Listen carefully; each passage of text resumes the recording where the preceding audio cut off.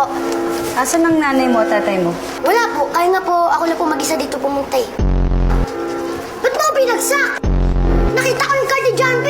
Pasado naman siya. Mas matalino pa ako dun, ma'am eh. Ako pa nga nagpapakopi dun sa exam eh.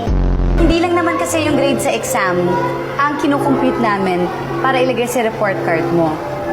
Di, ma'am. Huwag ka na magpaliwanag. Alam ko na kung bakit mo ako hindi pinasa. Siguro dahil dun sa hindi ako bumili ng tesa di bola nung nakaraang Pasko, no? Kasi wala nga kami pera, ma'am. Kulit na naman eh. Daya niyo pa. Ikaw, hindi ka ba magsasorry? Hindi. Dapat mag-sorry ka rin. Eh, ma'am, siya naman talaga may pasimuno nito eh. Mamaya mag-sorry ako dyan. Isipin niya, ako pa yung may mali. Alam niyo, ma'am, kahit bata lang ako, maprinsipyo ako, no? At ikaw, JR, sa usunod, sirain mo ulit ang supot ko. Susuntukin ulit kita sa mukha. Bakit hindi ka ba nagpapasok? Ba't pa ako papasok kung binagsak niyo na rin ako?